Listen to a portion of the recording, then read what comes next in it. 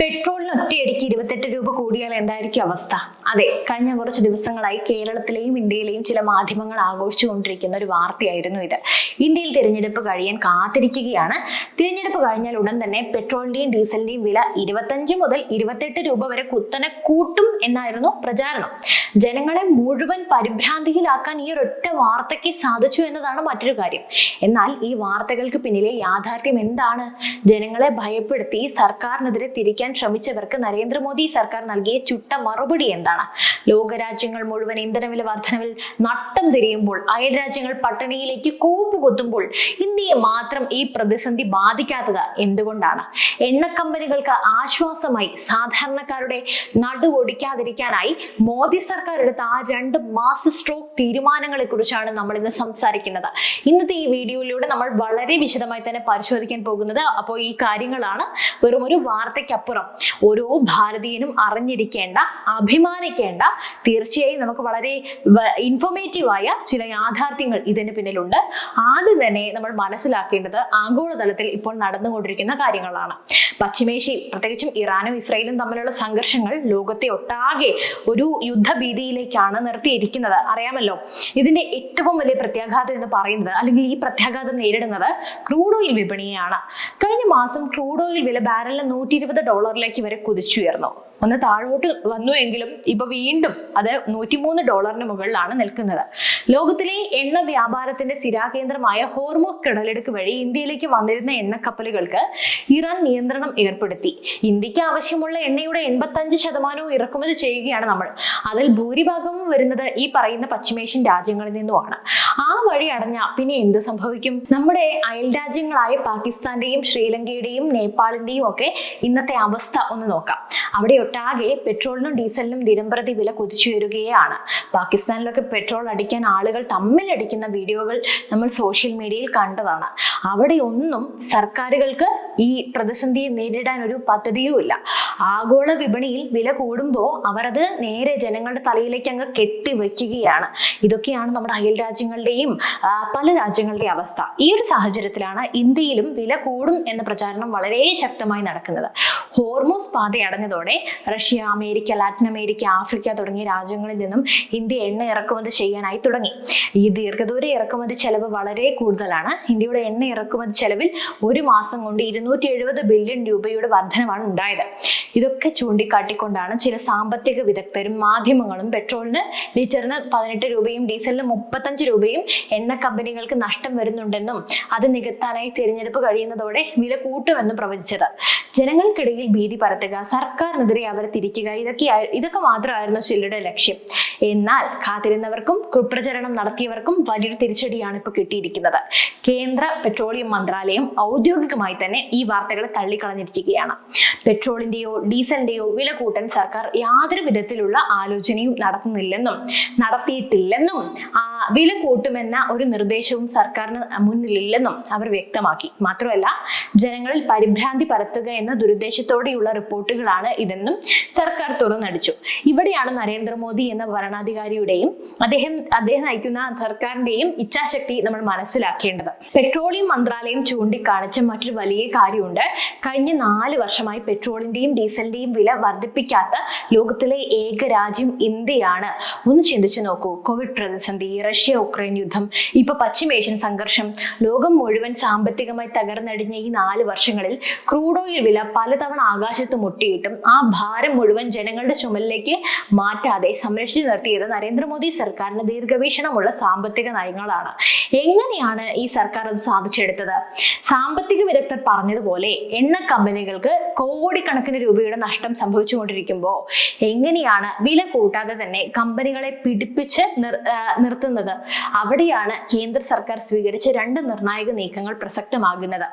സാധാരണക്കാരനെ ബുദ്ധിമുട്ടിക്കാതെ എന്നാൽ എണ്ണ കമ്പനികൾക്ക് വലിയ ആശ്വാസം നൽകിക്കൊണ്ട് മോദി സർക്കാർ എടുത്ത 2 നടപടികൾ. ഒന്നാമത്തെ നടപടി കേന്ദ്ര സർക്കാർ നേരിട്ട് ഈടാക്കുന്ന എക്സൈസ് ഡ്യൂട്ടിയിൽ വരുത്തിയ വൻ ഇളവാണ്.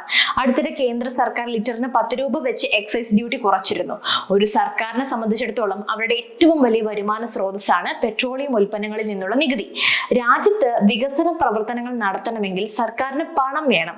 എന്നാൽ ആഗോള പ്രതിസന്ധി ഘട്ടത്തിൽ ജനങ്ങളെ പിഴിയാൻ നിൽക്കാതെ തങ്ങളുടെ ഖജനാവിലേക്ക് വരേണ്ട കോടിക്കണക്കിന് രൂപയുടെ വരുമാനം വേണ്ടെന്ന് വെക്കാനായി മോദി സർക്കാർ തയ്യാറായി. എക്സൈസ് ഡ്യൂട്ടി കുറച്ചതിലൂടെ എണ്ണ കമ്പനികൾക്ക് തങ്ങളുടെ ബാധ്യതകൾ ഒരു പരിധി വരെ കുറയ്ക്കാൻ സാധിച്ചു.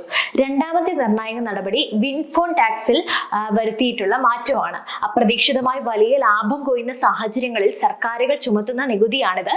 ആഭ്യന്തരമായി ഉൽപ്പാദിപ്പിക്കുന്ന ക്രൂഡ് ഓയിലിനും കയറ്റുമതി ചെയ്യുന്ന പെട്രോളിയം ഉൽപ്പന്നങ്ങൾക്കും മേൽ ചുമത്തിയിരുന്ന ഈ നികുതിയിൽ കേന്ദ്രം വലിയ ഇളവുകൾ പ്രഖ്യാപിച്ചു. ഈ 2 മാസ സ്ട്രോക്കുകളിലൂടെ എണ്ണ കമ്പനികളുടെ നഷ്ടം ഗണ്യമായി കുറയ്ക്കാനായി സർക്കാരിന് സാധിച്ചു. അതുപോലെ തന്നെ ജനങ്ങൾക്കും ഇതിൽ യാതൊരു ഭാരവും തന്നിട്ടുമില്ല. അതുകൊണ്ടാണ് അന്താരാഷ്ട്ര വിപണിയിൽ എണ്ണവില കത്തി നിൽക്കുമ്പോഴും ഇന്ത്യയിൽ പെട്രോൾ പമ്പുകളിൽ പഴയ വിലയ്ക്ക് തന്നെ നമുക്ക് എണ്ണ കിട്ടുന്നത്. ഇത് കൂടാതെ നമ്മൾ പ്രധാനമായിട്ടും ചർച്ച ചെയ്യേണ്ട മറ്റൊരു കാര്യമുണ്ട്. രാജ്യത്തിന്റെ വിദേശകാര്യ നയം എങ്ങനെയാണ് സാധാരണക്കാരന്റെ പോക്കറ്റിനെ സംരക്ഷിക്കുന്നത്?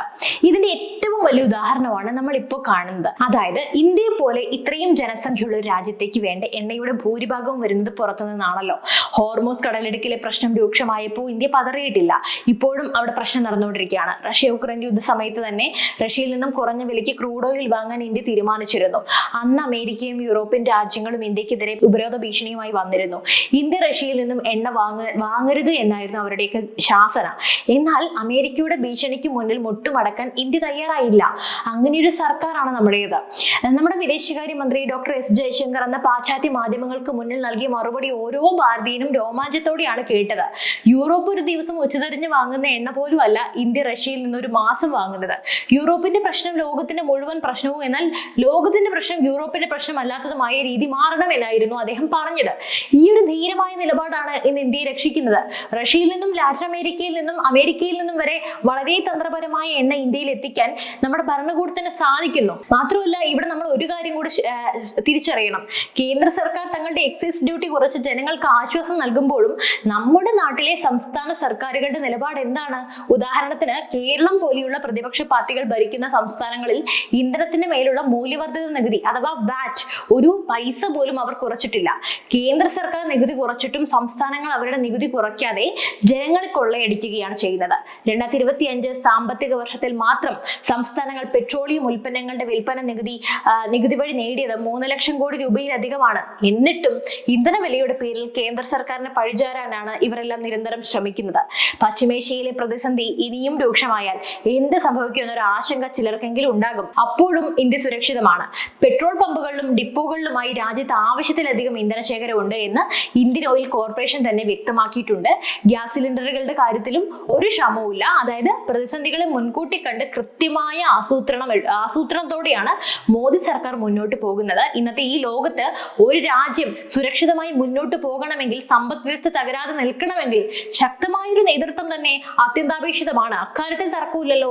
വെറുതെ ചില വാഗ്ദാനങ്ങൾ നൽകി അധികാരത്തിൽ വരുന്ന സർക്കാരുകൾക്ക് ഇത്തരം ആഗോള പ്രതിസന്ധികളെയൊക്കെ നേരിടാൻ കഴിയില്ല എന്ന് അയൽരാജ്യങ്ങളുടെ അനുഭവം നമ്മളെ പഠിപ്പിക്കുന്നുണ്ട്. നമ്മുടെ മുൻ സർക്കാരും നമ്മൾ ആ കാര്യത്തിൽ പഠിപ്പിച്ചതാണ്.